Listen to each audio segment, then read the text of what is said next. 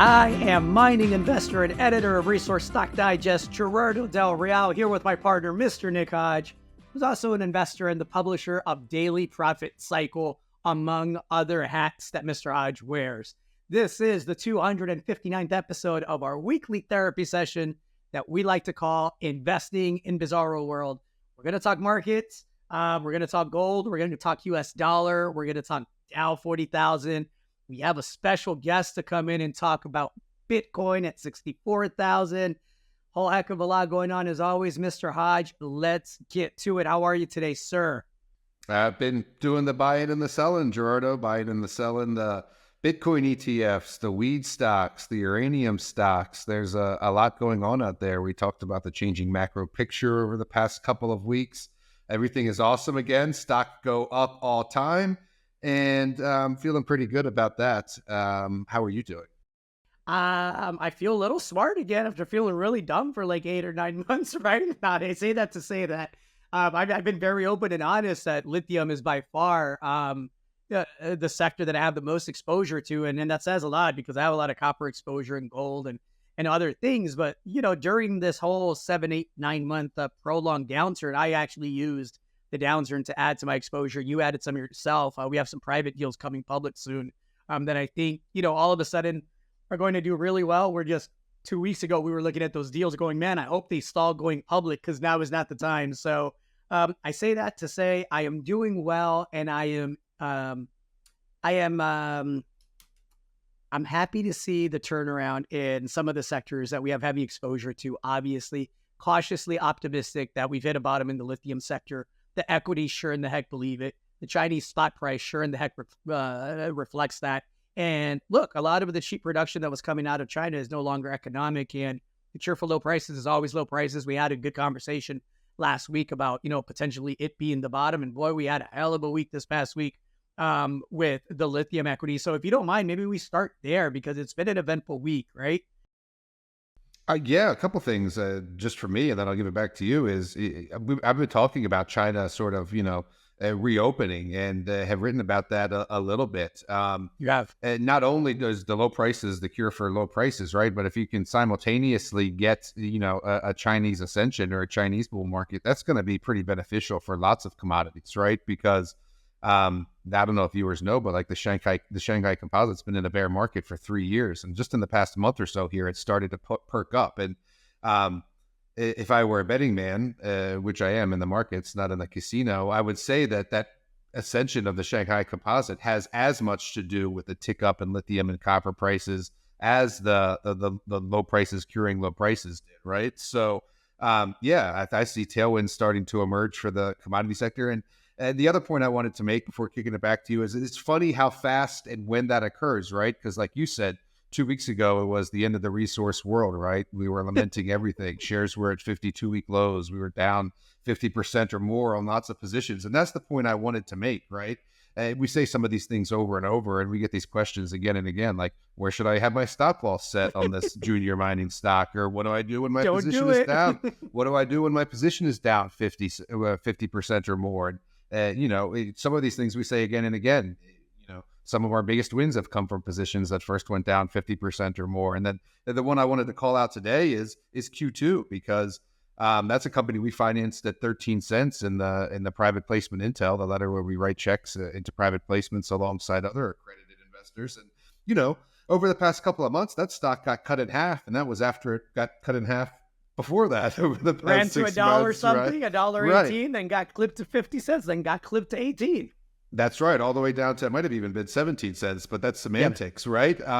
So from November to just this week, it's gone down from 40 to 20 cents or 17 cents or whatever, right? 50% haircut in the past couple of months. And we wake up this morning, the stock is halted. They announce a property acquisition of, which you probably know more about, an asset that has known mineralization, lithium pegmatite mineralization, and shares more than doubled in one day, right? So they closed the day before we recorded this podcast at some 22 cents, and they ran to almost 49 cents, 48.5 cents in one day. So a literal 100% spike on heavy volume, by the way. That was on well over 1 million shares that changed hands. Oh, So yeah. you could do the math on that at 40 cents, the dollar volume that changed hands. And so anyway, all that to say, these China could provide some tailwinds, and these stocks can turn around very, very quickly. When it's bad, it feels really bad, and then you get 100% up day, right? Look, I always say when things are great, stay humble. And, when things are not, know what you're into, know what you bought, know why you own it. If you have to sell a little bit, you sell a little bit. Look, I've trimmed positions all across the board here in the past 6, 7 months. Not because I thought they were bad positions, because I have kids with tuition bills like you do, because I have big tax bills like you do, with first world problems and, life stuff that comes up. But with that being said, still substantial weighting, in the lithium space, in the copper space. Look, my copper plays aren't going to pan out to the second half of this year, early next year. I don't care. I'm going to add more to those while nobody's looking, but feeling real good about the lithium side. I want to touch on Q2 a bit because you mentioned the option deal, right? It's 100% for the Cisco lithium property, and it does have historical assays that include 115.4 meters at 1.21% lithium. It is a 37.5 kilometer trend. It's been drilled in the past with very, very good grades. The headline number is great, but there's other holes that return similar grades, and it outcrops at surface. And so I spoke with Neil McCallum earlier, and look, Q2, like Patriot early on, like a deal that we're financing right now, in the private intel letter, the accredited service that you and I manage and write, it was a bet on people, and it was a bet on Neil McCallum and Darush Capital and the team and the network and the ability to pivot if there was a miss, or if the market simply didn't give credit for the results that were coming out of the Mio property. Now, let's be clear. Q2 had a release the other day. It's clear where the mineralization is. It's out west. It's clear it's not out to the east, at least not where they chased it. And it's also clear that you're going to get some good hits where you could add tonnage quickly, but you're not going to get the 100, 120, 130 Corvette-like hits that the market is begging for. And so the Cisco property absolutely already has demonstrated it has that kind of scale, and the stuff outcrops at surface. It's going to be cheaper, quicker, more efficient to get the kind of numbers that the market's really excited about. Company's cashed up. It's got plenty in the till. I'm really, really excited for Neil and the team to get boots on the ground and start exploring the heck out of that 37.5 kilometer trend, because that is truly district scale in a region that's going to continue to have macro catalysts throughout 2024 and 2025 as North American assets of significance continue to command a premium. I think the bottom, I said it last week, I think the bottom is in on the lithium stocks. The bottom is in on the lithium spot price. And I think good news is once again going to start mattering. We had a 9-month period where, great, you drilled 80 meters of whatever, you drilled 50 meters of whatever, you could have done anything. You could have had the Pope come and bless your property. Your share price wasn't going up in the lithium space. It correlated perfectly with the lithium spot price. That's overshooting to the upside like I thought it would. Thankfully, it took a whole heck of a lot longer than I thought it would. But I think we're at our wits' end as far as the lithium spot price goes. And I think, look, the way down was violent and it was prolonged. And I think the way up is going to be violent and prolonged. And so that's a welcome sight for us. I was blessed by the Pope once, Gerardo. I'm not sure it helped. I hope you came out of that okay. I'm being serious. My mom got us into the room at St. Peter's and the whole thing in Rome and the Vatican City, and he was right there. This was would have been Benedict, I believe. But anyway, I digress. There you go. I like it. We have to talk gold. You want to talk gold? Gold's perking back up alongside the dollar index, alongside the Dow, and alongside something that we'll get into here in a bit. Bitcoin, all asset classes apparently rising to the top simultaneously. That's what I was saying at the beginning. Everything's going up, and that's what I was telling you over the past 2 weeks with the changing macro landscape, right? That stocks were starting to go back up on good economic data prints and not just Fed cut hopes, and that's what we continue to get. Look, there's not even a Fed cut priced in now until maybe June, right? There was even talk of potentially a hike at the next meeting, right? And stocks are still going up. And so it's good to see that hanging on every Fed toenail out the window, because I hate that when you just got to repeat whatever the Fed is saying or some Fed governor on a day-to-day basis, right? Like I like actually when the market is moving for market-driven reasons. And then that's what you're seeing now. So you asked me last week again, is the dollar done? Is the dollar going down? And I said, no, it's still in a bullish trend. And the dollar's gone up for 7 of the past 8 weeks. Same time, look at gold today. I mean, no one wants to talk about gold because Bitcoin's more exciting, but gold's over $20,040 the ounce. It remains in a bullish trend as well, while rates are going up, while the dollar's going up. And so, um, not much more to add there, except I told you so, or we told you so. I mean, gold is in a bull market, and I wasn't wavering from that. And at the same time, I was telling you that the dollar wasn't going to go down. So it seems weird to people. I was talking to a mentor of ours today who called me to chat about the share structure of Canalaska. But he was saying, I've stopped trying to analyze this market because it doesn't make sense mathematically. And what I was telling you also a couple of weeks ago is don't think, look, like these stocks are going up. So anyway, I kind of diverted away from gold there, but gold looks fundamentally strong here. Is probably at the top end of where it's going to go in the short term. And I wouldn't be surprised to wake up and see it at 2020 or 2030 in the next couple of days. But to be at 2040 at the same time that rates and dollars going up is indicative to me of a pretty fundamental and sustainable bull market in gold. The gold equity is even starting to catch a tiny bit of a bid. They've been much more challenging. Couldn't agree more. I want to pivot to uranium because you mentioned fundamentals and sustainability. And folks, anybody that, and I said this last week, I'm going to say it again, anybody that thinks that this uranium bull is over, you have another thing coming and a surprise coming to you in very short order. This uranium bull market is going to run for the next couple of years at the very least before we get that blow off top. So, I've seen, and it's funny because we've seen this with gold and Bitcoin. Is Bitcoin the new gold? Is gold the new Bitcoin? Which one should you own? And I've always said there's more than one way to make money. You can own both, right? And so with uranium and lithium, now that lithium has been hot this week and everything's up 30 to 50%, everybody feels smart again. And everybody's starting to say, well, uranium's stalling. Are we going to sell out of our uranium positions to get into lithium? And my thoughts are you should have been adding to your lithium positions if you did have a robust lithium portfolio. One. Two, the uranium run is really just getting going. We've written checks for uranium companies in the past several months. I'm writing another one next week. I'm writing another one, I think, the week after that. So no, you don't have to pick between uranium or lithium any more than you have to pick between gold and Bitcoin. You can make money in different asset classes at different times, depending on the macro setup and the fundamentals. And all four of those look absolutely great to me right now. So whether it's copper, whether it's uranium, whether it's lithium, whether it's gold, the setup, I've said it, the super cycle setup is as good as I've seen it maybe my entire trading career. Now, I haven't been doing it as long as some other folks have, but 15 years in, I've learned a thing or two. And what I've learned is when you have tailwinds, use those to your advantage. And look, you got a couple of good years, make your money, because you can go 5, 6, 7 years without a good market. So take advantage of it, folks. Don't be gun shy, and don't do the whole paralysis by analysis thing, because you'll let a whole bull market pass you by. Then you buy at the top, then you lose half your money, and you blame the resource market. And you just kind of got to know how to play the cycle. It's exactly what I said during the share structure discussion on Canalaska. They just made a big discovery, recommended it in the letter because I was looking for another uranium stock to buy.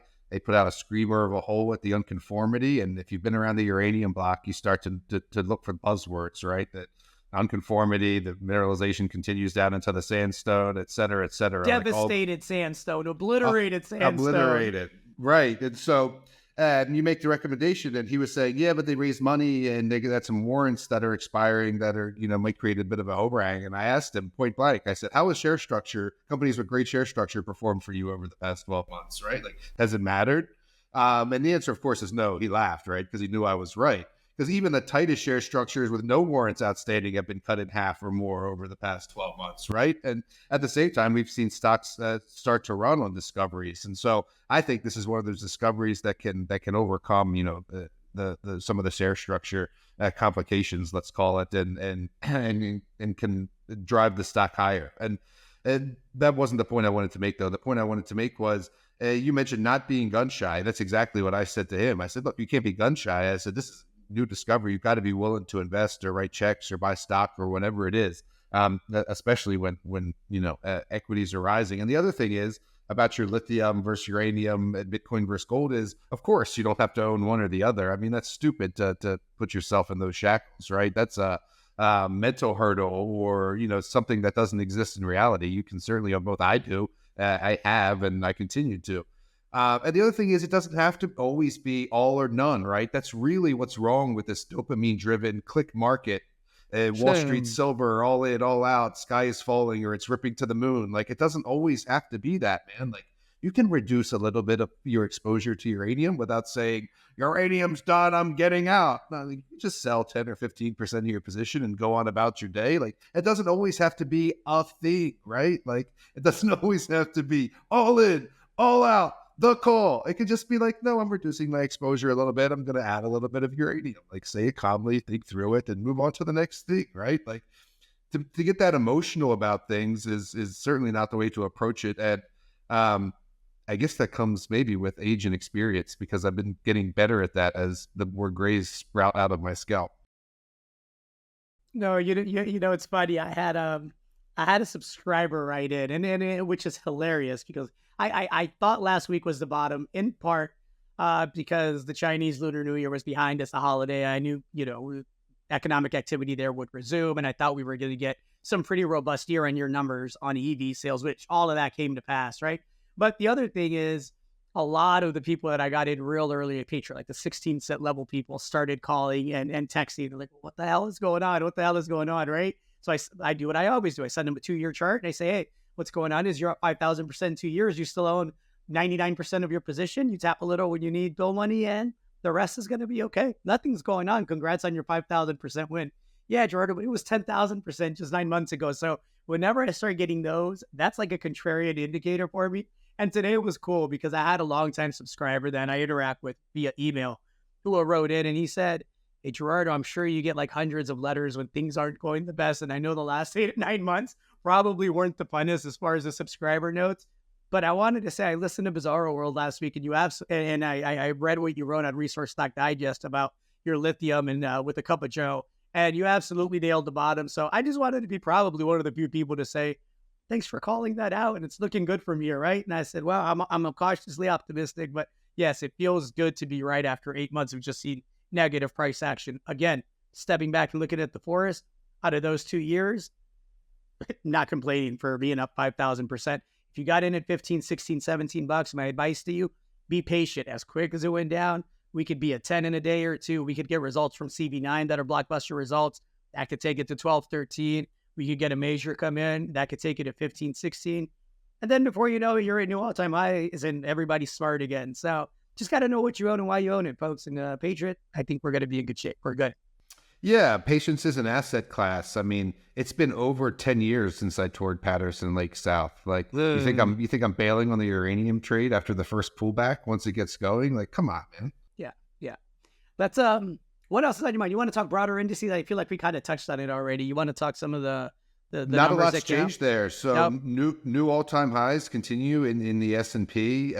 Things continue to look bullish. I mean, until something changes, I don't have a lot to add on the macro side. I sort of have laid it out there over the past couple of weeks. And yeah, you're in a bullish macro environment for a lot of asset classes that were previously bullish, like tech, that continue to be, and new ones getting bullish as well. Like consumer retail, for example, consumer staples, like those things are starting to go up. The only thing that's not going up as fast is some of the stuff that's rate dependent, like REITs and utilities, because you do have interest rates that are so high. But yeah, broad market looks good. I'm a buyer of some things, and likely a buyer of more, going back to being gun shy. So I'll have my macro issue out next week, and then we'll likely have more to say about it then as I think about it more deeply. But no, that's it for me. What about you? Are you ready to bring in our guest? I am. We have a special guest, Mr. Chris Curl, our in-house resident crypto expert. I will say I want to touch on one thing before we bring Chris in. However, though, go for it. I'll work on it. We mentioned last week that the universe just seems like it's getting ready for like a big transition, and at least definitely in your eyes and in my eyes. And we talked about how things are probably going to get weirder and more volatile, and unfortunately probably more tragic as we go. And U.S. Airman Aaron Bushnell set himself on fire near the Israeli embassy, and If you haven't watched it, I don't encourage that you do. It's really tough to watch. I really don't encourage that you watch it from beginning to end. But he yelled "Free Palestine," and he said he didn't want to be a part of a system that basically obliterated an entire region of people. And so, whether you agree with the gentleman or not, whatever your political affiliations may be, it was. I should not be surprised by this anymore, but it was really disheartening to see the media immediately politicize this thing, as opposed to just taking it for what it is, right? And so, I just wanted to make that point. I think we're going to see a lot more of these types of protests. I think it's just unfortunately the environment that we're in, and the people in power aren't doing anything to help that. I was relieved to see Mitch McConnell wants to step down in November. His colleagues love him so much, they said, why don't you just get the fuck out of the way now? And that's kind of where we're at right now in our political landscape, folks. So I did want to touch on that. And of course, I want to get to Chris, man, because I'm dying to hear what he's got to say on Bitcoin. And I'm really dying to hear, because I know a little bit of it because I read his stuff all the time, what he's got to say on altcoins, because I know he thinks there's a heck of an opportunity there that is a laggard behind the Bitcoin run. But I'd love to hear his thoughts on this whole space. And then this is the part where you'll get me a little bit more silent, folks, because I know very little about the crypto space, and Chris knows a lot about the crypto space. Let's bring him in, and just my 2 cents on Mr. Bushnell. That's a tragic and simultaneously very courageous act to pour an accelerant on yourself and know you're facing likely certain death. So he wasn't the only one. There was also a woman, and we'll have to dig up her name because I don't know it off the top of my head, but did the same thing the week or 2 weeks prior in Atlanta, and she lost her life as well. And so, like you said, these type of protests, I don't want to say are par for the course, but aren't unexpected during the teeth of a fourth turning, right? When, as the saying goes, if you feel like you don't have a lot left to lose, you lose it, right? And here, these people are literally giving the ultimate sacrifice, their lives in protest of what they believe in. And I'm not one to comment on what they believe in. So I'll just leave that there. But I will say that, people are feeling pushed to extremes in Congress, in Senate, and on the streets. So careful out there, hug those close to you, make sure they have the support they need. And it's going to be years before this whole thing is resolved politically, and that's as it relates to healing and living in concert with our fellow man. I think we've got a lot left to work through. So Godspeed to everyone out there on that. We've been telling you it was coming for sure. That said, here is Mr. Chris Curl. He is the editor of Crypto Cycle and the co-editor of the newly launched Digital Dispatch. And he's going to enter this chat, I'm sure, with a smile on his face, because Bitcoin has just breached 60,000 for the first time since 2021. He's been writing that was going to happen as we head into some events that we'll talk about here, or that he'll talk about, that are coming in the next couple of months. And with that, I guess, Chris, how's it going? Very well. Good to see both of you guys. How are you doing? We're doing good, Chris. Gerardo had some questions, I think, preloaded, so I'm going to turn it over to him. He said he's been reading your stuff, and he wanted to ask you about a couple of things. But I guess before he does that, why don't you just give us a brief update on the crypto market, where our portfolio is at, and how things are generally going in your world? Sure. So we're really seeing what I've been yelling about for the last at least 6 months with my bull market trifecta, where I was talking about the fact that ever since BlackRock filed for their spot Bitcoin ETF back in June, I've been writing that is going to get approved because it's BlackRock and they have an extraordinary amount of influence. It's the world's largest asset manager. And when that happens, you're essentially going to see a bit of a supply shock happen with Bitcoin, because miners, we're already seeing that miners are not able to meet the demand for Bitcoin that these ETFs are drawing. And you also have more and more long-term holders of Bitcoin, people who in this monetary and inflationary environment, like Nick, who's got Bitcoin in his safe, they're seeing that Bitcoin is a really smart kind of investment over the long term as a hard asset, as an inflation hedge, and as kind of an anti-bank hedge as well, in an environment where we've seen the largest bank failures since the 2008 crisis. So we're seeing that continue to play out. And this is being filmed on Thursday, February 29th. Yesterday, on Wednesday, we saw Bitcoin hit right around $64,000. And we saw Coinbase crash, which caused a lot of market panic. A lot of people were logging into their accounts and seeing a zero balance in their portfolios. That's why mine's in my safe. Right. And even though the money was still in the wallets, the website was failing. That was causing panic. That caused a pretty large liquidation in a lot of leveraged long positions that people had taken up. So that caused a little bit of a sell-off and a cool-off in the markets now. But we haven't even hit the Bitcoin halving yet, which is going to happen in April. And I see our next target at around the $85,000 to $90,000 range for Bitcoin. That'll be a new all-time high, pushing past the previous one of around 69,000. And once we hit that new all-time high and Bitcoin cools off, that's when we can really look forward to altcoins really starting to take off. And that's where you start seeing,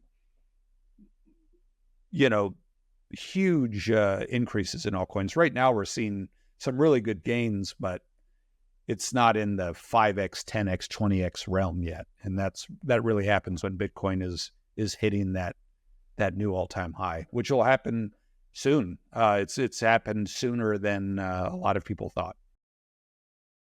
That leads right. It's a perfect segue to the question that I had. I read. I don't want you to give your ultimate Bitcoin target where you'll pull profits, because people should have to pay up for that. I'm sorry, the service is top notch. You pound your chest when you can pound your chest. You've been spot on the last 8 or 9 months, asking people to get positioned, explaining what was coming, explaining why. You did it in great detail. And again, you've hit with every single shot. So I don't want you to overshoot and give away the farm. Let's keep the ultimate target at which price point you'll get out to yourself and to your subscribers, to be fair to them. But I do want to ask about the altcoins. You mentioned 5 and 10-fold gains. When you say that we've seen solid gains in the altcoins, can you be more specific? Are we talking 20% moves in a day, 10% moves in a day, 100% moves in a month? Give me an idea of the context there. Yeah, I mean, it does depend somewhat on the market cap of the coin you're looking at. I mean, the smaller the market cap, obviously, the higher the volatility, so it can go up and down a lot more. But we're already seeing, with this latest surge, various altcoins going up between 50 to 100% in a day. And we really haven't even gotten started yet. So yeah, seeing 50 to 100% gains in a day for select altcoins will be the norm, especially when we get Bitcoin into a new all-time high. Absolutely.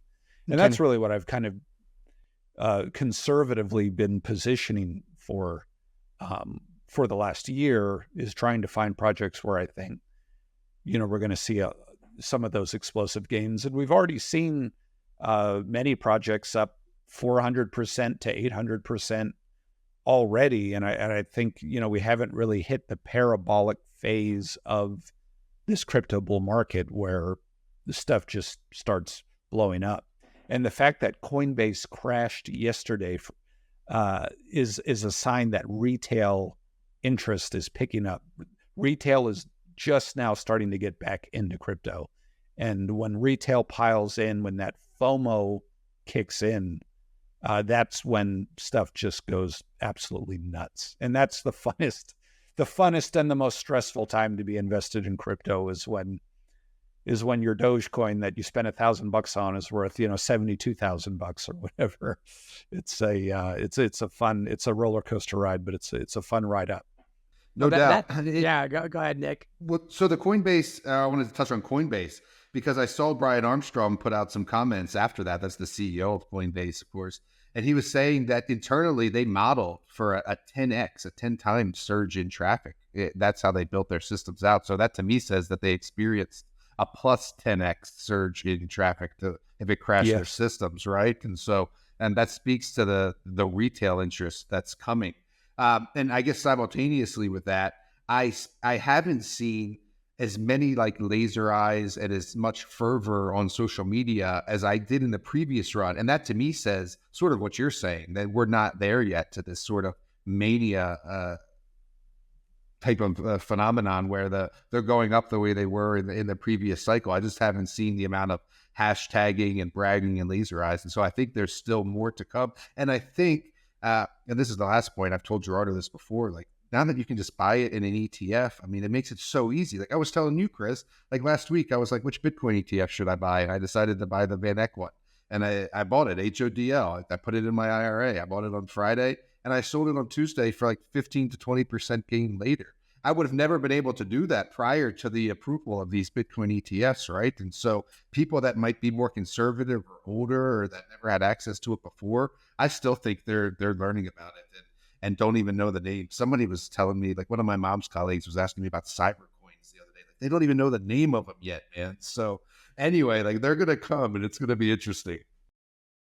Yeah, I mean, well, and that's what I was saying all along with the approval of the spot Bitcoin ETFs. It lends some institutional legitimacy to Bitcoin and cryptocurrencies that they didn't have before.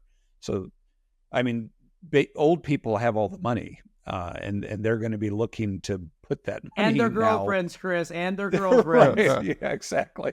So but they have all the money, you know. The boomers, you know, are sitting on all the power and money right now still, and they are now able to allocate retirement funds, you know, in IRAs. Anything can now go into these Bitcoin ETFs because BlackRock, all these institutions now are offering these products that are approved by the SEC, so they feel comfortable with it. They didn't feel comfortable using a crypto exchange or messing with wallets or anything like that if they even understood it. But now that they see, hey, Bitcoin is going up, you know, so-and-so says this is like digital gold, it's an inflation hedge, maybe I should have 5% of my portfolio allocated to this. And 5% of hundreds of trillions of dollars in assets under management is a lot of money. And remind them how many Bitcoins are out there or will be out there. Well, the most there can ever be is 21 million. I think we're somewhere between 19 and 20 million now, and they won't all be mined until, I believe, 2140. So we have diminishing supply, and it is a deflationary asset that will never change. It's written into its code. And the reality is we're in an environment now where we have increased institutional adoption. Everybody was talking in the last bull market cycle about institutional adoption when we really didn't have much. I mean, Tesla bought some, MicroStrategies had some, but now we actually have these spot Bitcoin ETFs with the likes of BlackRock. That's real institutional adoption, and it's going to beget more institutional adoption. And I think it probably within the next 10 years, we're going to start seeing major central banks actually adding Bitcoin to their balance sheets. And that is also going to be a huge catalyst for Bitcoin probably eventually getting to that $1 million per coin mark, probably somewhere in the 2030s would be my guess.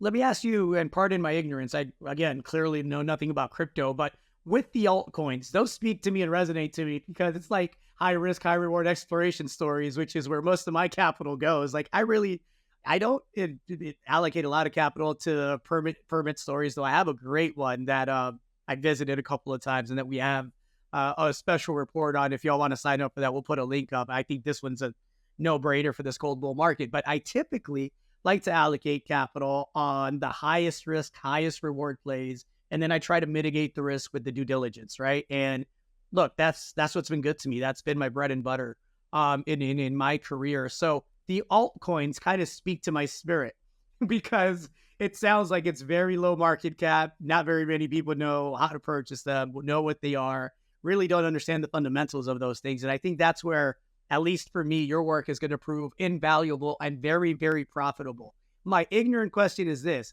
are there already ETFs that include any of the altcoins, or are the ETFs that have been established strictly so far for, the more adopted coins like the Bitcoins?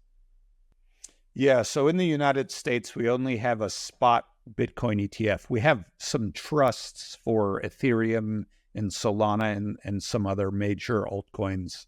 Now, BlackRock has filed for the Ethereum ETF, which I believe has a approval deadline in May,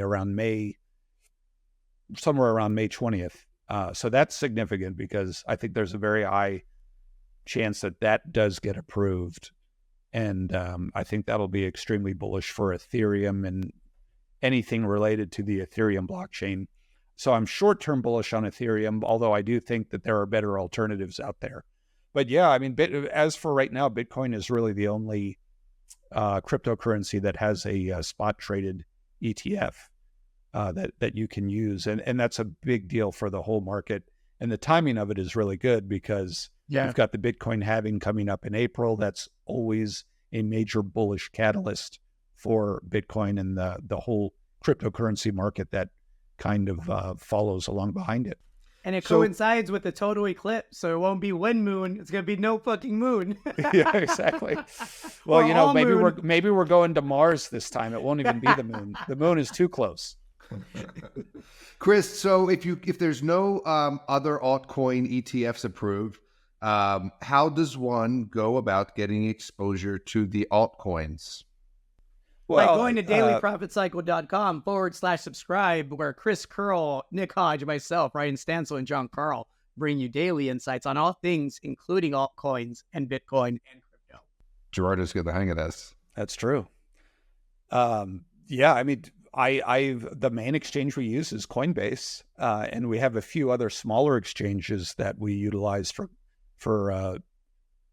tokens that are harder to find. And of course, you can also, for the really small market cap tokens that are not on any centralized exchanges, for those you have to use peer-to-peer decentralized exchanges where users are putting up tokens in a liquidity pool, and then you're transferring the tokens directly. So I have some tutorials on how to do that as well.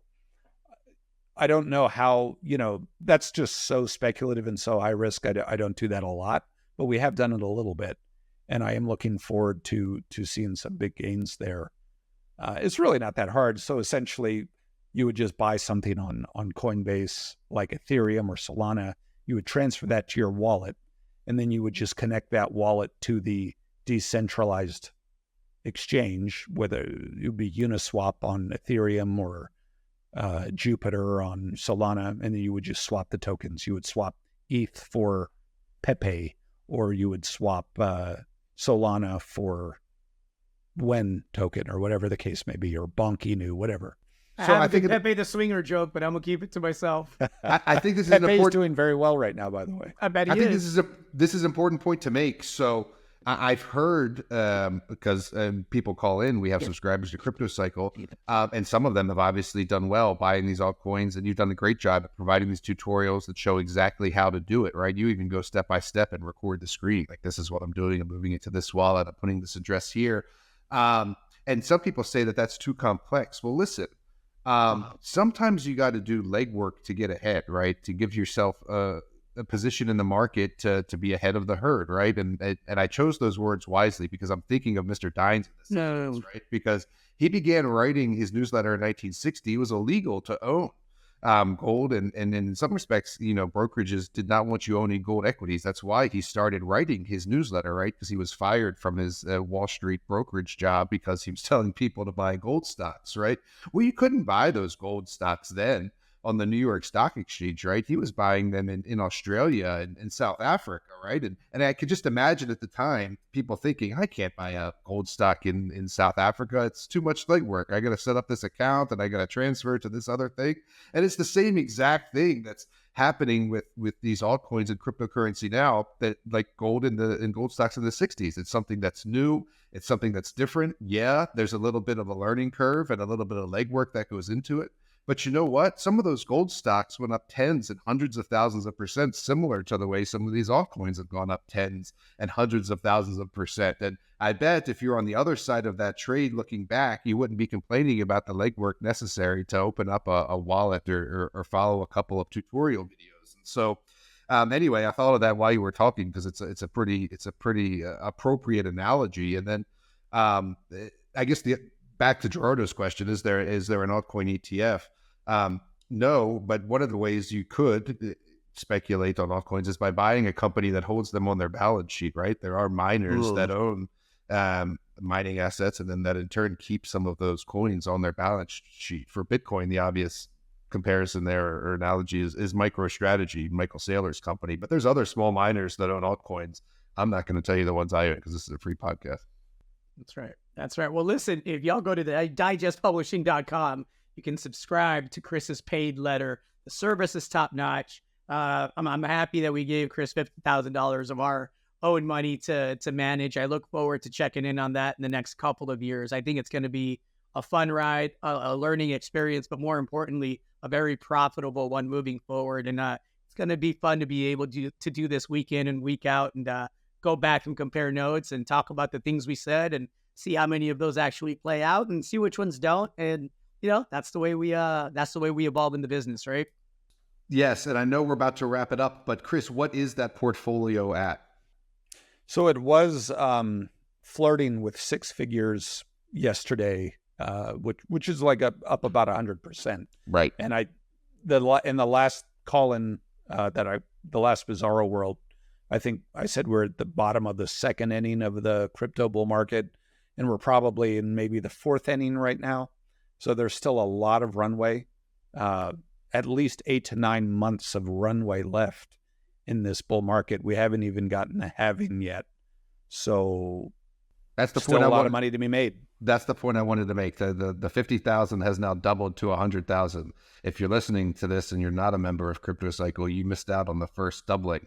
We're looking for a 10x from here, right? Because now we're trying to get to $1 million. And so it would behoove you to check it out, especially because you can do so absolutely risk-free. Go, pay, watch the tutorials, call up our wonderful customer engagement department. If you don't like what you see, you get your money back. But like those gold stocks in the 60s, probably worth learning how to do so. Absolutely. Great work as always, Mr. Curl, Mr. Hodge. Great having you. Anybody else want to get anything off their chest? No, that's it for me. That's it. I'm Gerardo Del Real, along with Mr. Nick Hodge and our crypto expert, Mr. Chris Curl. This was the 259th episode of our daily, weekly, monthly, hourly therapy session that we like to call Investing in Bizarro World. Be kind to each other out there, everybody. Have a great week and have a great March. See ya. Hey there, you independent-minded investor. If you like this video, make sure to tell us so by clicking the like button below. Subscribe to our channel so you never miss another one. And share it with everyone you know on social media. You can also click the link in the description below to check out more information-packed videos just like this one. Thanks for watching.